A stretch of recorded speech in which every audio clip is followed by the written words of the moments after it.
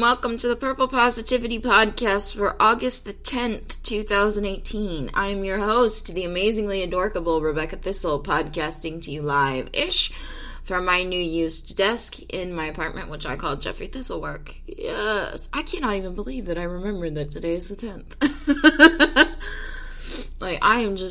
I've been so out of it the past 24 hours.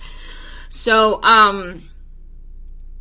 in the past, I, like a couple of months ago, I talked about the knack to flying. Actually, this was probably about 6 months ago, I talked about the knack to flying. And,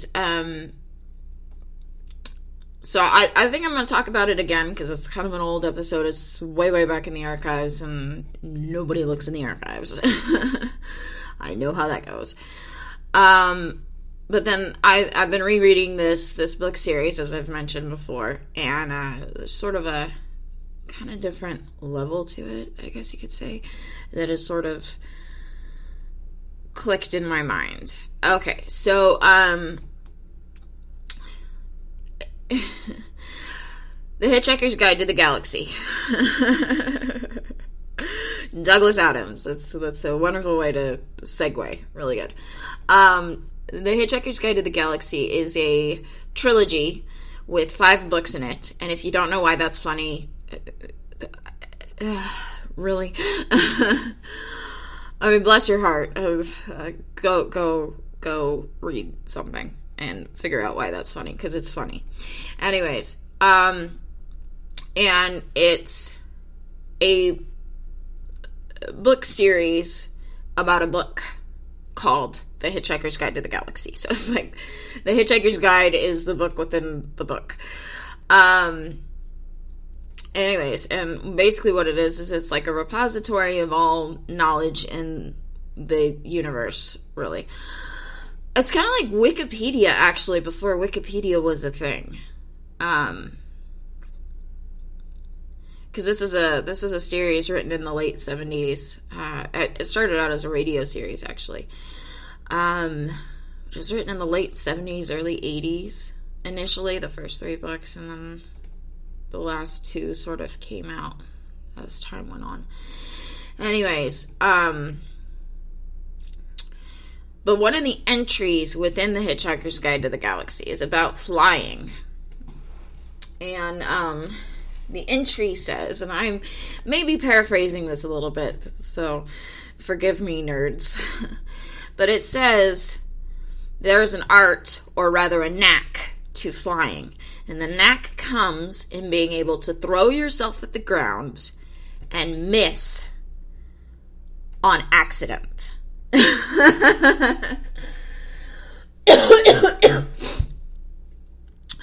So the way that this works is you have to be falling, but you have to distract yourself completely from the fact that you're falling, and you will start flying. But you cannot spend too much time going, oh my gosh, I'm flying. Because if you do, inevitably gravity will look up at you and will look at you and go like, what do you think you're doing?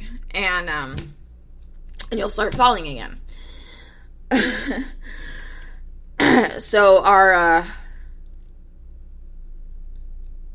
in the series, for want of a better word, the hero, he's not a very heroic hero, he's not really an anti-hero, he's just an everyman, Arthur Dent, learns the knack to flying, and this is what happens, is he is plummeting out of the sky towards a landslide of, rocks and boulders and stuff.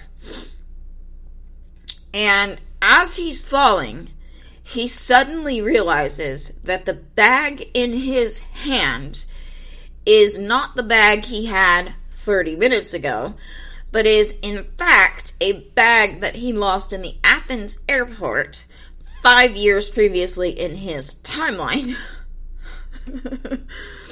And he is so consumed with that thought and that realization that he starts flying. And, but as soon as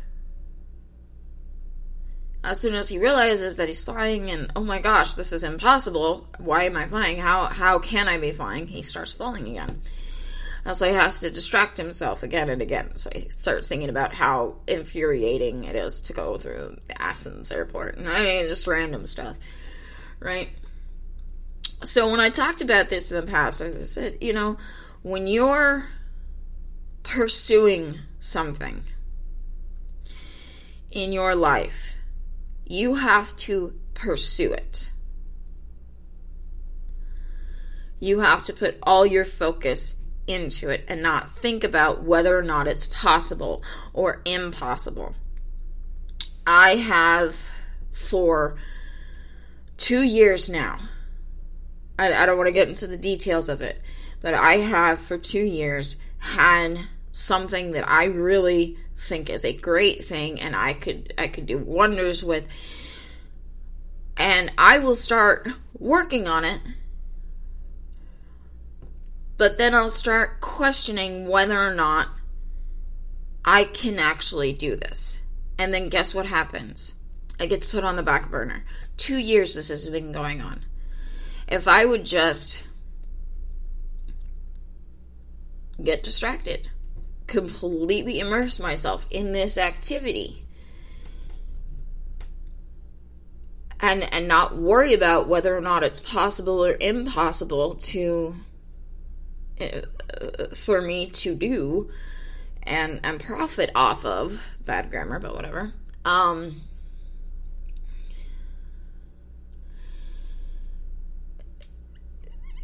it'd be a different story, I guess, is what I'm trying to say. So that's the sort of summary of the knack to flying. Now, to add another level to it, as I said I would, I've been rereading the Georgina Kincaid series. And in it, Georgina has a love interest who he's very oh my gosh, I would date this guy. I like him. But it's a relationship that is very difficult on both of them. And she spends a lot of times in self-pity and how is this possible? This can't be possible, blah, blah, blah, blah, blah. And, a lot of whatever. While she's talking to the angel that likes to hang around with hell's minions, because why not, right? I mean, we find out why later, but... Anyways, but she's sitting there talking to him about it. She says, I feel like I'm walking on a wire. And just the wrong step and I'm gonna fall and get hurt. Or he's gonna fall and get hurt. And I don't want that either way. And I says, okay, well, don't look down. Well, later on they have a lover's quarrel, as you do. And, I mean, it's more than just like a lover's quarrel. It's pretty insane shit happens. She's feeling really guilty and really horrible about it. And, the angel asks her again, hey, how are things going with your bow? And she says, well, I looked down. And he said, oh. She's like, yeah, I fell off.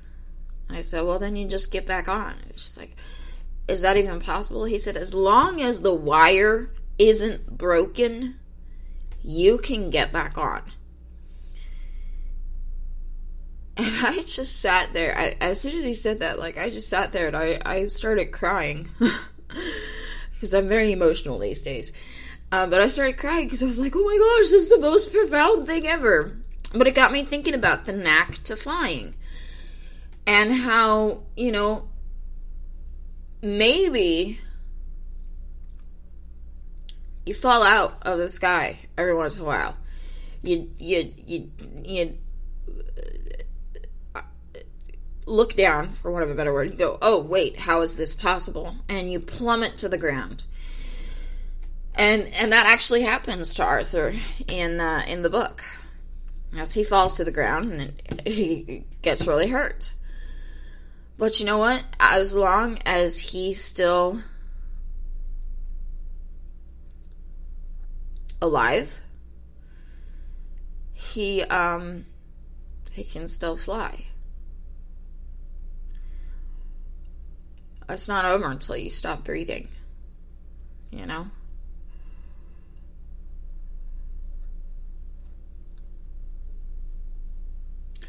It's not over until you decide that it's over, really. When you stop and think about it.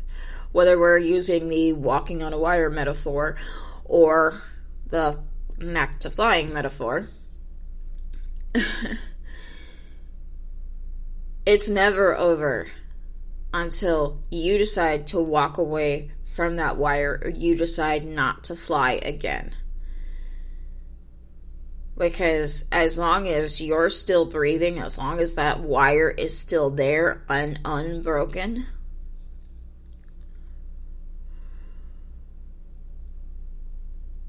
or even not really unbroken, but as long as that wire is still there, period, you can, even if the wire is broken, you can mend that wire. I mean, depending on what it's made of, you can duct tape it back together. Might not be the safest solution, but hey, it's a solution. Or you could weld it back together, and start again.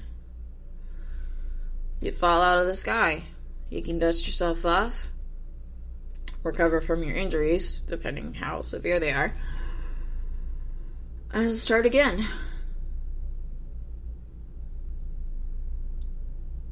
It's not over until you decide that it's over.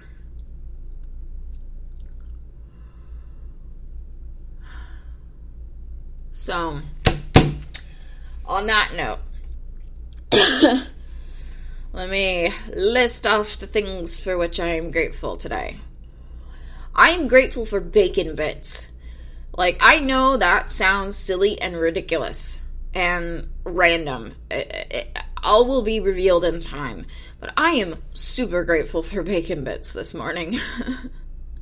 Number 1, bacon bits are awesome. Number 2, I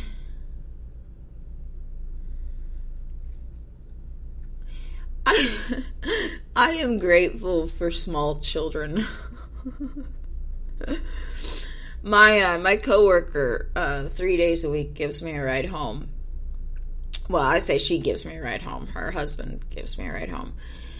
Well, her daughter just started working again, and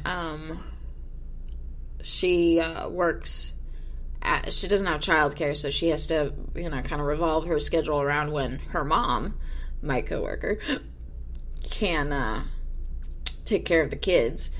She is a 5-year-old and a 10-month-old. And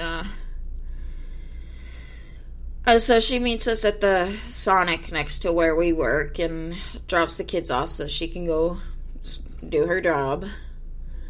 And so I spent the past couple of afternoons with a baby and a 5-year-old. And I love it.